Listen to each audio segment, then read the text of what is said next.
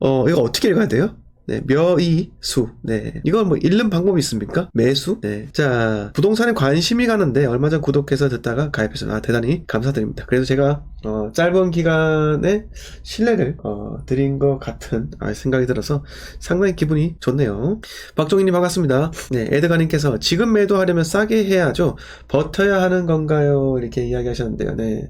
자, 굳이 지금까지 기다렸는데 내가 매도를 해서 싸게 매도해서 수익을 적게 가져가거나 손해를 보면서 할 필요는 없습니다. 네, 기다리면서 공부를 해서 네, 저희가 소망하는 그 지역에 들어가면서 네, 회복장을 올려타면서 모두 다 한 채, 두 채 모두 다 갖고 있는 그 보유하고 있는 물건들을 모두 회복기를 타는 그런 걸 노려봄이 좋지 않을까 생각이 들기도 합니다. 네, 엠마님 반갑습니다. 네, 에드가님께서 네, 광주라고 하셨는데 광주 기왕 그렇게 하신 거 좀 기다려 보시면 좀 좋지 않을까 생각이 듭니다. 네, 자본가님께서 해운대 투자는 어떻게 보시는지요? 굳이 네, 해운대 투자요? 네, 시점이 아니라 봅니다. 네, 자본가님께서 실거주 생각 없이 그냥 해운대 투자만 생각하시는 건가요? 네, 상준님 반갑습니다. 비자님께서 네, 조선생님의 탁월한 멤버십 선택이 인생의 큰 결정이심을 곧 아실 거예요. 감사합니다. 네. 자, 아무튼 제가 2021년도에 2020년도 한창 집을 사라고 말씀을 드렸던 지역이 있고요. 네, 거기서 집을 매수했으나 뭐 올해 2022년도, 2023년도 어쨌든 부동산 하락기를 겪으면서 그 수익이 많이 뺏기신 분들 또는 뭐 손해를 보시는 분들도 계실 겁니다. 네, 근데 제가 드리고 싶은 말씀은 그 시점에는요, 네, 꼭 집을 샀어야 되는 시기였어요. 네, 2020년도 그리고 21년도 같은 경우는 특히 모 지역은 예, 집을 샀어야 되는 시기였었고, 근데 그 혹시나 네, 그거를 뭐 저를 원망해서 한다고 하면은 뭐 답이 없기도 합니다. 네, 어쨌든 2020년도는 무조건 집을 샀어야 되는 시기 있고, 네, 2020년도 2021년도 지방이 스타트 했던 시기이기도 했죠. 네. 아무튼 뭐, 집값이 좀 떨어져가지고 속상하실 것 같기도 하지만요. 근데 그거를, 너무 원망하지는 마시고요. 네.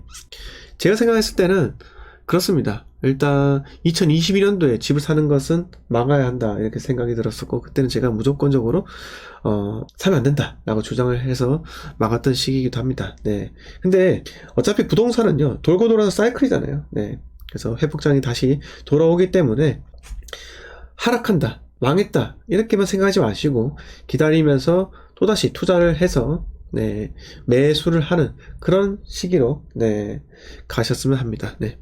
수도권도 팔아야 돼, 들고 있어야 돼, 뭐 이렇게 이야기 하시는데요. 네. 자, 지금까지 갖고 계신데 네, 기다리세요. 네, H님께서 네. 굳이 지금까지 기왕 들고 있는 거 네, 본인이 뭐 투자할 목적이 없다면요 들고 가세요. 네, 그렇고 투자금 확보해가지고 땡땡 지역에 들어가야 됩니다. 네, 그렇게 해서 어쨌든 간에 수도권 같은 경우는 팔지 말라는 이유가 그거예요. 네. 자, 그 팔아서 뭐 하게요? 명분이 있습니까? 목적이 있어요? 목표가 있어요? 그걸 제가 여쭤보고 싶은 거예요. 수도권 부동산 네, 지금 한 채 가지고 있다. 네, 전세 돌려요. 그리고 투자금 확보하고 본인은 월세 들어가는 겁니다. 그걸 가지고 제가 어디 들어갑니까? 본인이 투자할 명분과 목적이 있으면요. 대구 부동산에 들어가라는 거예요. 네, 언제요? 일단 올 하반기까지, 올 8월까지 제가 아무것도 하지 말라고 말씀드리잖아요. 네, 하반기부터 해서 역대급 저점에 오는 그런 부동산을 매수하자 이 말입니다. 네, 그럼 확고한 신념이 있다면요. 본인이 매도를 치거나 전세를 주고 월세 들어가거나 이런 식의 전략을 펼쳐야지 무조건 저 팔아야 돼, 들고 있어야 돼, 그건 이분법적인 접근은 아닙니다. 네, 아니에요. 그리고 제가 말씀드리고 싶은 부분은요, 지금 홀딩을 하셔라 이 말은 지방광역시에 부동산 들고 계신 분들 계십니다. 네, 그분들은요 홀딩 하세요.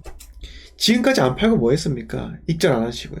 네? 쭉 들고 계셨잖아요. 왜? 영원히 오를 것 같아. 어쨌든 본인의 욕심도 있잖아요. 안 그렇습니까? 네? 저는 다 정리했다고요. 한 채 빼고 정리했습니다. 제가 실거주하는 한 채 남겨놓고 정리했다고요. 왜 그렇겠습니까? 네? 목적과 목표가 있으니까요. 제가 정리하잖아요. 즉 은행에 예금 넣어놨어요. 왜요? 또 다른 새로운 곳에 진입을 하기 위해서입니다. 그런 목표가 있으니까 제가 전략을 펼쳤죠. 그런데 생각을 해보세요. 지금까지 들고 있고 네, 가격이 빠졌습니다. 팔 거예요? 네? 팔지 마세요. 팔지 마시라니까요. 자, 팔지 말아야 되는 사람들은요, 손해를 본 경우 팔지 말아야 됩니다. 그걸 왜 꼭 손해보고 팔아야 돼요? 손해보고 왜 팔아야 됩니까? 차라리 본인 실탄을 모아서, 네, 제가 말씀드리는 그 역대급 저점에, 네, 역사적 저점으로 매수할 수 있는 그 지역에 들어가서, 네, 매수하는 게 더 낫지 않겠습니까? 네. 그래서 지방 위주로 투자를 하세요. 지방 위주로. 투자금 부족하면 투자가 마련해 오세요. 네. 투자금 부족하면 마련해 오세요. 어쨌든 제가 20년도, 21년도 집 사라고 한 거 사실입니다. 근데 수익 구간이 왔더라도 본인이 팔지 못했잖아요. 왜 팔지 못했겠습니까? 네. 선진입을 하지 못했었고, 영원히 이익이 있었고, 영원히 이익이 성장할 것 같은 그 본인의 확고한 신념 때문에 익절을 하지 못했지 않았습니까? 네. 그리고 양도세 때문이라도 부담스러워서 익절을 하지 못했다는 겁니다. 네. 그러면 지금 그 가격대가 손해를 왔습니다. 그 제 탓이겠습니까? 네. 모든 게 제 탓입니까? 제가 시장을 조종해요? 아니잖아요. 네. 그걸 제 탓으로 돌리면 안 되면, 네. 안 되고. 22년도에 집을 사지 못하게 제가 막은 거, 네. 그거 하나에 감사를 해라. 이 말씀입니다. 네. 아무튼 지금 코로나 이전으로 가격대가 돌아가고 있기도 합니다. 그런데 생각을 잘 해보세요. 네. 부동산은요, 사이클 다시 회복장이 옵니다. 네. 그 사이클이 다시 오는 건요, 먼 떨, 만 떨이요. 제가 말씀드렸잖아요. 먼저 떨어진 곳, 많이 떨어진 곳. 네. 이 두 개가 맞물리는 곳에 가장 먼저 회복 사이클이 돌아온다는 겁니다. 이해하셨습니까? 네. 그래서 제 탓을 하지 마시고, 네. 하지 마시고, 저는요, 여러분, 선진입 계속 해왔어요. 네. 제가 2021년도 내로 한 채 만들고 다 정리한 이유가 뭐겠습니까? 선진입을 했으니까 싹 다 정리를 할 수가 있다는 겁니다. 네. 그래서 뒤늦게 진입을 했지만 어쨌든 오르는 사이클을 한번 경험을 해보시지 않았습니까? 네. 다음에도 똑같은 그런 기회가 찾아오고 이번 하락장에서도요, 네, 역대급 기회가 찾아온다 라는 겁니다. 지금 현재 실거주 한 채 매수로 해서 갖고 계신 분들 잘 들으세요. 네. 한 채 갖고 어떻게 하시냐고요? 한 채 그 풀로 연끌 대출해서 갖고 계신 분들 골 때리죠. 그건 진짜 힘들어요. 제가 연끌 하라고 했어요? 저는 연끌 하지 말라 했습니다. 근데 그 연끌 하신 분들은 지금 전략이 대출 이자 너무 부담이 된다 라고 하면은 그 집 전세로 돌리세요. 네. 전세로 돌리면서 대출 싹 다 갚고요, 본인은 월세로 이동하세요. 아시겠습니까? 네. 아시겠습니까? 그렇게 전략을 펼치셔야지, 연끌로 해가지고 지금 손해보고 있는데 집 매도해야 되는, 아니에요. 그렇게 하시면 안 된다니까요. 손해를 보고 매도를 하면요, 네. 다음에 부동산 그런 좋은 기회가 와도, 네, 진입을 하지 못합니다. 네, 절대 그렇게 하지 마시고, 아무튼 제가 드리고 싶은 말씀은요, 네, 여러분들께서 주로 궁금해하시고 하시겠지만은, 지금 팔아야 돼요? 갖고 가야 돼요? 아니에요. 본인이 어떠한 전략으로, 어떠한 방향대로 갈 것인가에 대해서 그걸 먼저 정하셔야죠. 네. 저 연끌에서 투자금 더 이상 없네요. 그거 저보고 어쩌라고요? 네. 제가 어떻게 해드릴 수 있는 방법이 없잖아요. 네. 연끌 누가 하라고 했습니까? 네. 자, 매매가 5억인데 대출 4억을 냈어요. 네. 한 달 이자만 하더라도, 네. 150만원? 100몇만원 이렇게 냅니다. 네. 그러면 저한테 어떻게 할까요? 그거는 저한테 물을 게 아니죠. 그걸 저한테 물을 게 아니고, 제가 앞으로 어떻게 해야 될까요? 라고 정중하게 물으시면 제가 이렇게 말씀드립니다. 정말 이자 내기 힘들면요, 네, 전세 세팅하고 월세로 이사하세요. 네. 그 남는 투자금으로 그걸로 한 번 더 기회를 봅시다. 이렇게 이야기를 제가 할 거란 겁니다. 네.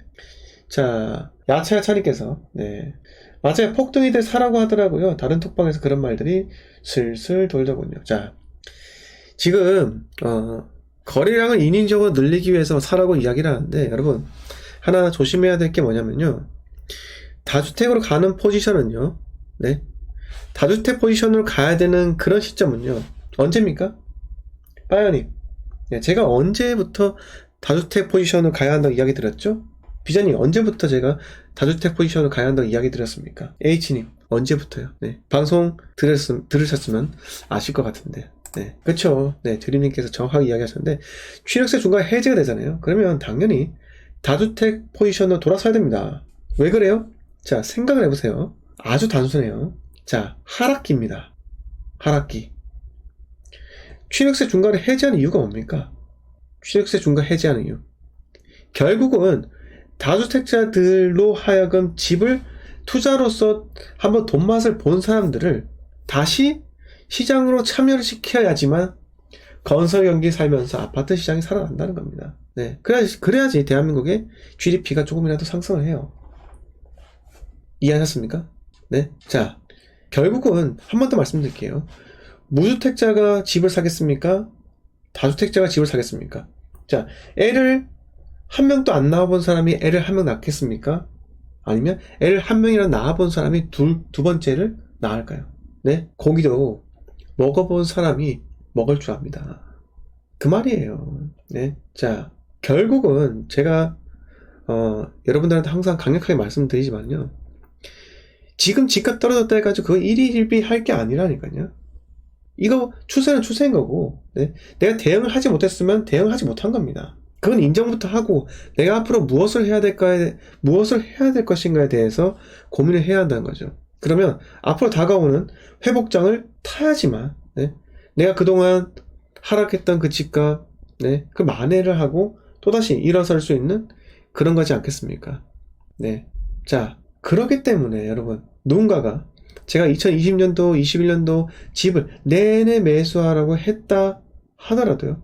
네. 그리고 나서 집을 매수했는데 집값이 떨어졌다 하더라도요. 그거를 네, 통탄해 하지 마시고, 네. 남 탓하지 마시고요. 네. 또 다른 기회를 잡아서 내가 한 번 더 전세 역전 한번 해보겠다 라고 생각을 하셔야 한다는 겁니다. 삼성전자 8만원에 물린 사람 상당히 많잖아요. 그 사람들의 새로 어떻게 해야 됩니까? 그 사람들이? 네. 삼성전자 6만원에서 다시 8만원까지 오르기까지 아무것도 하지 말고 기다려야 합니까? 아닙니다. 네. 투자금 확보해서, 네. 새롭게 오르고 있는 주식, 새롭게 오를 만한 그런 곳에 또 베팅을 해야죠. 회복장에 베팅해야죠. 지금 보세요. 코스피 상승하고 있잖아요. 2500 부딪혔다가 다시 떨어지고 뭐 이렇게 하고 있는데 다시 회복하고 있잖아요. 네. 제가 이렇게 한번 계속 말씀을 드려봅니다. 네. 하루님 반갑습니다. 네. 자, 인사하고 가겠습니다. 네. 자, 왼손잡이님 반갑습니다. 네, 감사하고요. 네. 김종욱님 반갑습니다. 정건님 반갑고요. 네. 야차야차님 목표가 있으신가요? 네. 폭등이들한테 이렇게 뭔가, 네. 안 좋은 감정이 생기신 건지, 네. 행복부자님 반갑습니다. 에스클래스님, 네. 오랜만에 뵙습니다. 감사합니다. 자, 그리고, 네. 콩깍지님 반갑습니다. 김연아님 반갑습니다. 제니리저님 반갑습니다. 네. 성정님 반갑습니다. 네. 취득세 중과 해제, 법 개정 필요합니다. 네. 자, 서문단이 반갑고요. 크로미님 반갑습니다. 네, 정재훈님께서 인천 들어가야 되나요? 정재훈님은 항상 인천에 대해서 여쭤보시는데 저는 인천 별로 그닥 생각을 듭니다. 네. 만약에 인천에 실거주를 한다고 하면은 일단 올 8월까지는 아무것도 하지 마시고요. 네. 하반기부터 한번 봅시다. 네. 자, 그리고 네, 스노우볼님 반갑습니다. 네, 네, 우리 비자님께서 멤버십 분들 환영. 네, 대단히 감사하고요. 네, 비자님 이제 출국하시기 얼마 안 남으셨죠? 네.